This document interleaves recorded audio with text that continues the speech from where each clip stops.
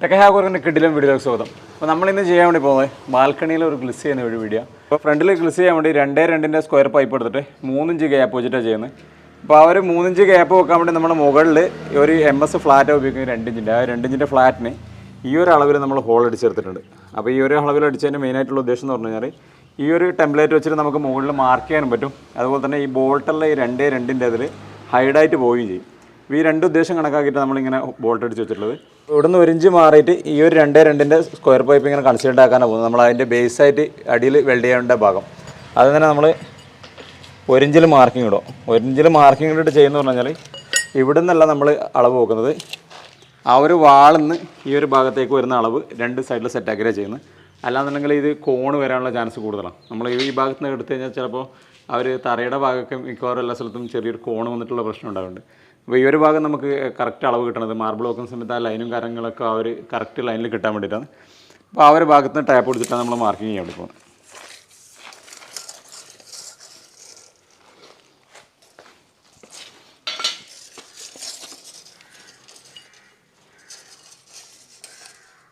അപ്പോൾ അതുപോലെ തന്നെ ഈ ഒരു ഭാഗവും മാർക്ക് ചെയ്യുന്നുണ്ട്. ടച്ച് ചെയ്ത് ഓക്കെ അല്ലേ? ടൈറ്റ് ചെയ്യുവേ.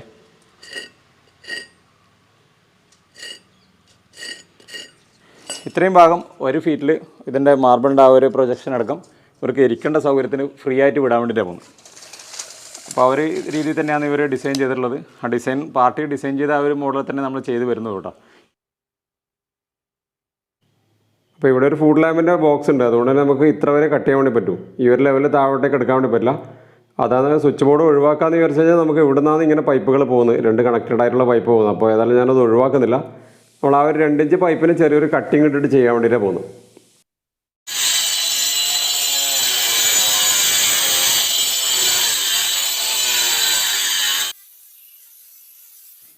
അഞ്ചിഞ്ച് ബ്ലേഡ് ഉപയോഗിച്ച് അത്യാവശ്യം ആദ്യത്തിൽ തന്നെ കട്ടിങ് എടുത്തിട്ടുണ്ട്. ഇത് ചിപ്പ് ചെയ്തെടുത്തതിന് ശേഷം മാത്രമേ നമുക്ക് ബാക്കിയുള്ള വർക്ക് എടുക്കാൻ വേണ്ടി പറ്റും. അപ്പോൾ ഏതായാലും ചിപ്പിങ് കംപ്ലീറ്റ് ആക്കിയതിന് ശേഷം ബാക്കിയാണ്.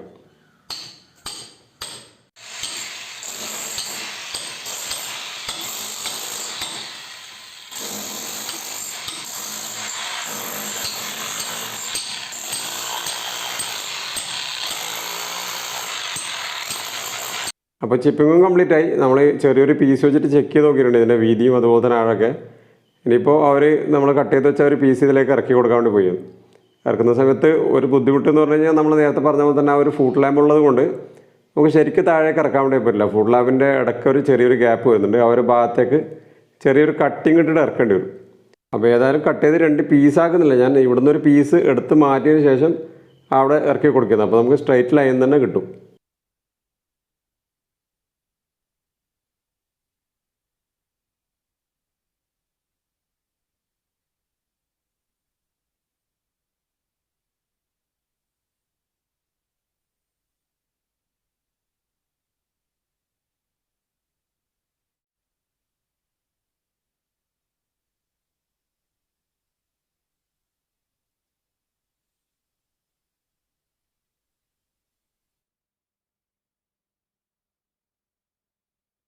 അപ്പോൾ ഈ ഫുഡ് ലാമ്പിൻ്റെ ബോക്സിന് ടച്ചായി വരുന്ന അളവിലാണ് നമുക്ക് വരുന്നത്. അതുകൊണ്ട് തന്നെ നമുക്ക് അങ്ങനെ വെക്കാൻ വേണ്ടി പറ്റില്ല.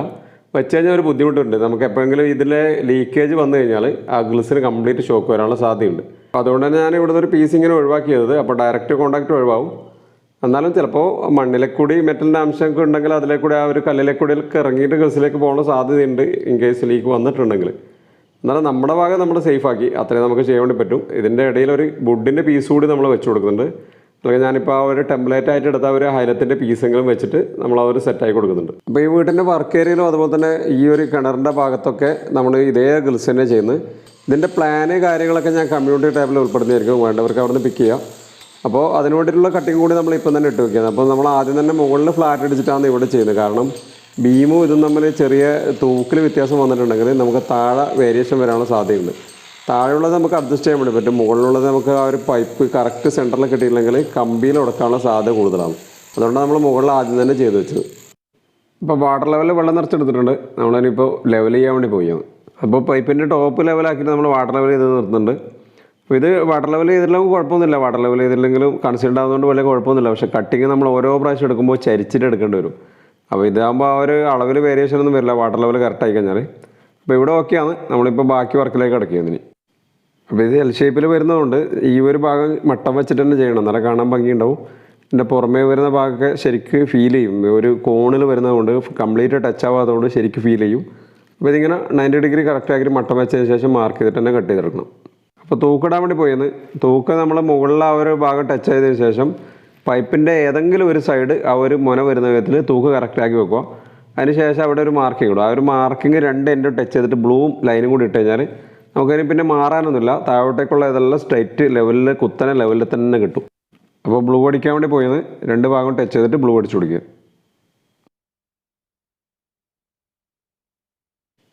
അപ്പോൾ ഇപ്പുറത്തെ എൻ്റെ കണക്കാക്കാൻ വേണ്ടി ആ ഒരു ബ്ലൂവിന് ടച്ച് ചെയ്തതിന് ശേഷം ഇപ്പുറത്തെ ഒരു മാർക്കിംഗ് ഇട്ട് കൊടുക്കുന്നുണ്ട്.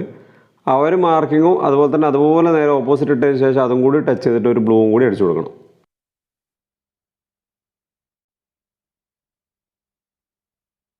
അപ്പോൾ ആദ്യത്തേത് 4 ഇഞ്ച് സെൻറ്റർ ആക്കിയിട്ട് പിന്നീട് വരുന്നത് 10 ഇഞ്ച് സെൻറ്റർ ആക്കിയിട്ട് അങ്ങനെ ഹോൾ അടിച്ചിട്ടുള്ളത്. അപ്പോൾ ആ ഒരു ടെംപ്ലേറ്റ് വെച്ചിട്ട് ഇനി മാർക്ക് ചെയ്ത് പോയി കഴിഞ്ഞാൽ നമുക്ക് കറക്റ്റ് എല്ലാ ഹോളും ഹൈഡാകുന്ന വിധത്തിൽ തന്നെ കിട്ടും. അപ്പോൾ ഫ്ലാറ്റ് അങ്ങനെ ഹോൾ അടിച്ചതുകൊണ്ടുള്ള ഒരു ഗുണമുണ്ട്. ഫ്ലാറ്റ് എടുത്ത് വെച്ചിട്ട് നമുക്ക് ഇത് ചെയ്യണമെങ്കിൽ വളരെ ബുദ്ധിമുട്ടായിരിക്കും. അങ്ങനെ ഇത് കംപ്ലീറ്റ് ചെയ്ത് കഴിഞ്ഞാൽ ഈസി ആയിട്ട് നമുക്ക് ബോൾട്ട് അടിച്ച് സെറ്റ് ചെയ്യാൻ വേണ്ടി പറ്റും. അപ്പോൾ ഹോളിൻ്റെ മാർക്കിംഗ് എടുക്കാൻ വേണ്ടി പോയിന്ന് ആദ്യത്തെ ഒരു മാർക്കിംഗ് എടുത്തതിന് ശേഷം ഒന്ന് ഗ്യാപ്പ് ഇട്ടിട്ട് പിന്നെ ഒന്ന് അങ്ങനെയാണ് അടിച്ച് മാർക്കിംഗ് ചെയ്യാൻ വേണ്ടി പോകുന്നത്. പിന്നെ ഞാൻ ഇതിൽ ഹോൾ എക്സ്ട്രാ അടിക്കാനുള്ള കാരണം എന്ന് പറഞ്ഞാൽ ചില സമയത്തൊക്കെ ബെൻഡ് വരലുണ്ട്. അപ്പോൾ നമുക്ക് ടൈറ്റായിട്ട് കിട്ടാൻ വേണ്ടിയിട്ട് ഒരു ബോൾട്ട് കൂടി അഡീഷണൽ അടിക്കണമെങ്കിൽ അതിന് വേണ്ടിയിട്ട് ചെയ്തത്. അപ്പോൾ 10 mm ഹാങ്കർ ബോൾട്ടാണ് ഉപയോഗിക്കുന്നത്. അപ്പോൾ അതിൻ്റെ ഔട്ടർ ഡയമീറ്റർ വരുന്നത് 16 mm ഉണ്ടാവും. അപ്പോൾ 16 mm ഹോൾ തന്നെ നമ്മൾ ഉപയോഗിക്കുന്നത്. അത്യാവശ്യം ടൈറ്റ് കിട്ടും. അപ്പോൾ ഒരു 16 mm ഹോൾ ഇട്ടിട്ട് ഡ്രില്ലടിച്ചതിന് ശേഷം ബാക്കി ബോൾട്ട് സെറ്റ് ചെയ്യുന്നതിന് കാണാൻ നമുക്ക്.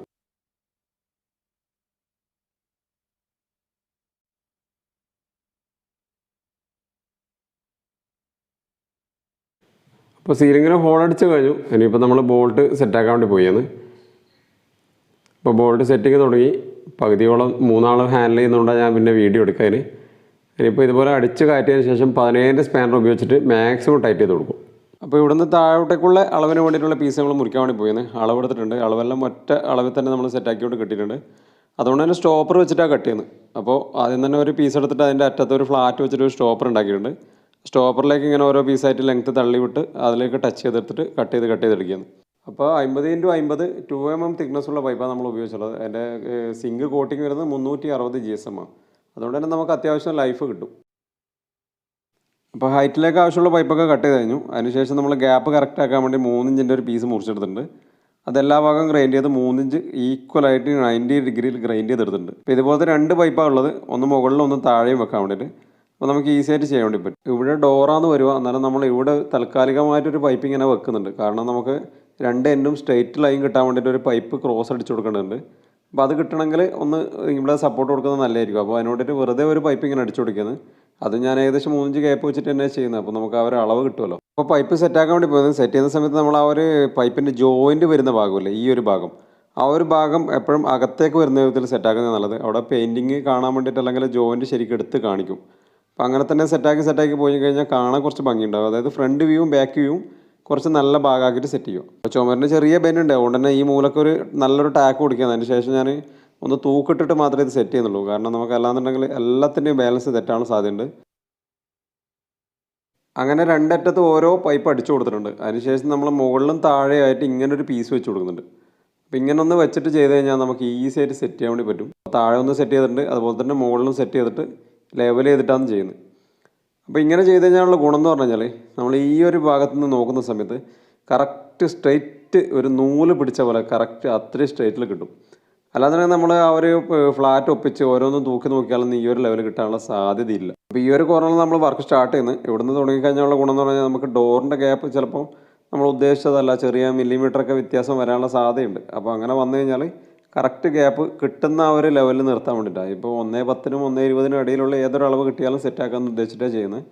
അപ്പോൾ ചെയ്യുന്ന സമയത്ത് നമ്മൾ ആ ഒരു നേരത്തെ വെച്ച സൈഡിലേക്കുള്ള പൈപ്പിലേക്ക് ടച്ച് ചെയ്ത് വെച്ചിട്ട് ചെയ്യുക. അപ്പോൾ ഇങ്ങനെ ചെയ്ത് കഴിഞ്ഞാൽ നമുക്ക് ഒന്നും മാറാനില്ല. ഞാൻ നേരത്തെ പറഞ്ഞ പോലെ ആ ഒരു സ്ട്രെയിറ്റ് ലൈനായിട്ട് തന്നെ കിട്ടും. അതുപോലെ തന്നെ മുകളിലത്തും അങ്ങനെ തന്നെ ടച്ച് ചെയ്തിട്ട് ചെയ്യുക. അപ്പോൾ 14 സെറ്റ് ചെയ്ത് 15ാമത്തെ സെറ്റ് ചെയ്യാൻ വേണ്ടി പോയിരുന്നു. ബോൾട്ട് നമുക്ക് എവിടെയും വിസിബിൾ ആയിട്ടില്ല. ആ മുകളിൽ വെച്ച് ആ ഒരു 4 ഇഞ്ച് ഫ്ലാറ്റ് കൂടി ഹൈഡായിട്ടിന് കുറച്ചുകൂടി ഭംഗിയുണ്ടായിരുന്നു. അതായത് പ്ലാസ്റ്ററിങ്ങിന് മുന്നേ ചെയ്താൽ കുറച്ചുകൂടി ഭംഗിയുണ്ടായിരുന്നു. കിട്ടുമായിരുന്നു. അപ്പോൾ പ്ലാസ്റ്ററിങ്ങിന് മുന്നേ ഏതായാലും പാർട്ടി നമ്മളെ കോൺടാക്ട് ചെയ്തിട്ടില്ല, പിന്നീട് ചെയ്തുകൊണ്ടാണ് നമുക്ക് ഇങ്ങനെ വന്നത്. അപ്പോൾ നമുക്ക് വേണമെങ്കിൽ അത് കട്ട് ചെയ്ത് കൺസീഡ് ആക്കാൻ പറ്റും. പക്ഷേ അതിൻ്റെ പ്രശ്നം എന്ന് പറഞ്ഞു കഴിഞ്ഞാൽ നമ്മൾ ആ സൈഡ് ഫില്ല് ചെയ്താലൊക്കെ കാണാൻ ഒരു പ്രശ്നം എന്തായാലും ഉണ്ടാവാനുള്ള സാധ്യതയുണ്ട്. അപ്പോൾ ചെറിയൊരു ഫ്ലാറ്റല്ലേ എന്നുള്ള നിലക്കാണ് നമ്മളത് ഒഴിവാക്കിയത്. ഈ ഒരു സൈഡ് വ്യൂ ഒന്ന് കാണിച്ചു തരാം. ഇവിടെ നിന്ന് നോക്കുന്ന സമയത്ത് നമുക്ക് മനസ്സിലാവും, സ്ട്രെയിറ്റ് ആദ്യത്തെ ഒരു പൈപ്പ് അല്ലാതെ വേറൊരു പൈപ്പ് നമുക്ക് കാണാൻ വേണ്ടി പറ്റില്ല. അത്രയും ക്ലിയർ ആയിട്ട് കിട്ടും. നമ്മളൊരു ചരടൊക്കെ കെട്ടിയിട്ട് ചെയ്യുന്നതെങ്കിൽ ഇത്ര ക്ലിയർ ഉണ്ടാവാനുള്ള ഒരു സാധ്യതയില്ല. അപ്പോൾ അതുകൊണ്ട് തന്നെ ഈ കാണുന്ന പോലത്തെ താഴെ ഒരു പൈപ്പ് സെറ്റ് ചെയ്തിട്ട് ചെയ്യുന്നതിനായിരിക്കും ഏറ്റവും ബെസ്റ്റ്. അപ്പോൾ ഡോർ അത്യാവശ്യം വീതിയുള്ളതുകൊണ്ട് തന്നെ പെട്ടെന്ന് ഹാങ് ആവാനുള്ള സാധ്യതയുണ്ട്. അതുകൊണ്ട് ഇത് കംപ്ലീറ്റ് ഹൈറ്റ് ചെയ്യാൻ വെക്കുന്നില്ല. ഏകദേശം 84 ഇഞ്ച് 7 അടി ഹൈറ്റിലേക്ക് സെറ്റ് ചെയ്യാൻ വേണ്ടിയിട്ടാണ് പോകുന്നത്. അപ്പോൾ അതിന് വേണ്ടിയിട്ട് ഇങ്ങനെ ഒരു ഹോൾ അടിച്ചിട്ട് ഫ്ലാറ്റ് ഇതിൻ്റെ അകത്തേക്ക് കയറ്റി കൊടുത്തിട്ടാണ് സെറ്റ് ചെയ്യുന്നത്. അപ്പോൾ ഫ്ലാറ്റും അടിച്ച് സെറ്റാക്കിയിട്ടുണ്ട്. ഇവിടുന്ന് മുകളിൽ നിന്ന് താഴോട്ടേക്ക് തൂക്കിട്ടതിന് ശേഷം ചെയ്യും. അപ്പോൾ നമുക്ക് അവിടുന്ന് മാറാനൊന്നുമില്ല. ഓരോ പൈപ്പായിട്ട് പിന്നീട് എടുത്ത് വെച്ച് കഴിഞ്ഞാൽ ഇതേ ഗ്യാപ്പിൽ തന്നെ കിട്ടും. അപ്പോൾ ഡോറ് സെറ്റ് ചെയ്യാൻ വേണ്ടി പോയിരുന്നത് ഡോറിൻ്റെ ഹൈറ്റ് മുറിച്ചെടുത്തിട്ടുണ്ട്. അതിൻ്റെ 2 എൻഡിലായിട്ട് ഫ്ലാറ്റ് അടിച്ചിട്ടാണ് ചെയ്യുന്നത്, ബോട്ടം ടോപ്പും.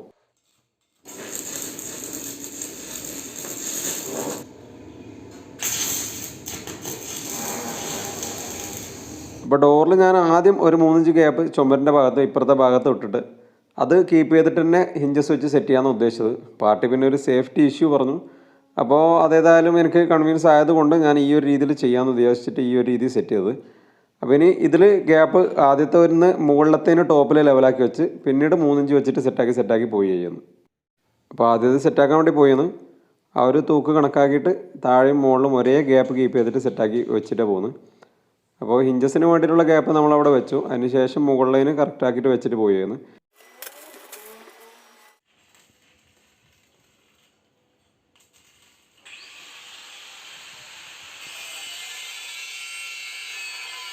അപ്പോൾ ഹിഞ്ചസ് സെറ്റ് ചെയ്യാൻ വേണ്ടി പോയിരുന്നു 1.25 ഇഞ്ച് 4 ഇഞ്ച് നീളമുള്ള ഹിഞ്ചസ് സെറ്റ് ചെയ്യാൻ വേണ്ടി പോകുന്നത്. ഇതാകുമ്പോൾ കുറച്ച് ഹാങ് ആവുന്നതിൻ്റെ അളവ് കുറയും. 3 വെച്ച് കൊടുക്കുന്നുണ്ട് കേട്ടോ. ടോട്ടൽ നമ്മൾ ഇവിടെ ഒന്ന്, അതുപോലെ തന്നെ സെൻറ്ററിലൊന്ന്, ടോപ്പിലൊന്നായിട്ട് 3 വെച്ച് കൊടുക്കുന്നുണ്ട്.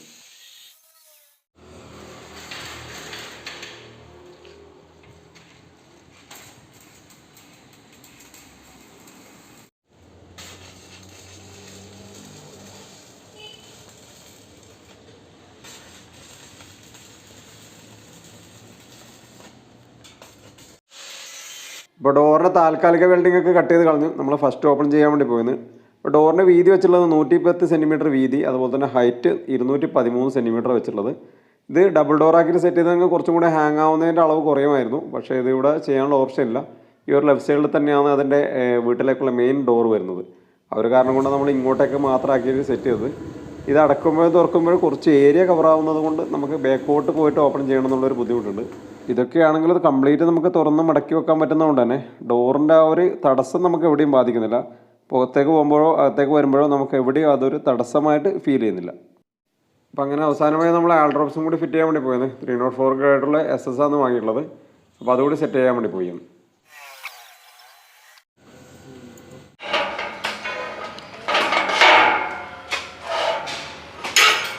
അപ്പോൾ നമ്മളെ പെർഗോളൊക്കെ മാച്ചിങ് ആയിട്ടുള്ള നല്ല അടിപൊളി സൂപ്പറായിട്ടുള്ള ഗ്ലിസിൻ്റെ വർക്കും കൂടി കംപ്ലീറ്റ് ആയി. ഇതിൻ്റെ മുകളിൽ ഇനി പ്രൈമർ അടിച്ച് അതിന് നമ്മൾ വുഡ് ഫിനിഷ് പെയിൻറ്റാണ് വരുന്നത്. അപ്പോൾ ഇതിന് ഫ്ലോറിംഗ് ഒക്കെ ചെയ്തതിന് ശേഷം പെയിൻറ്റിങ്ങിൻ്റെ വർക്ക് ചെയ്യും. അതുകൊണ്ടാണ് ഞാനിതിൽ ഉൾപ്പെടുത്താത്. അപ്പോൾ വീഡിയോ ഇഷ്ടമായി ലൈക്ക് ചെയ്യാൻ മറക്കരുത്. അതുപോലെ തന്നെ സബ്സ്ക്രൈബ് ചെയ്യാത്തവരുണ്ടെങ്കിൽ സബ്സ്ക്രൈബ് ചെയ്ത് വെച്ചോക്കാം. വീഡിയോ അവസാനിപ്പിക്കുന്ന പുതിയ വിഷയമായി വീണ്ടും കാണാം. Thanks for watching. Signing out.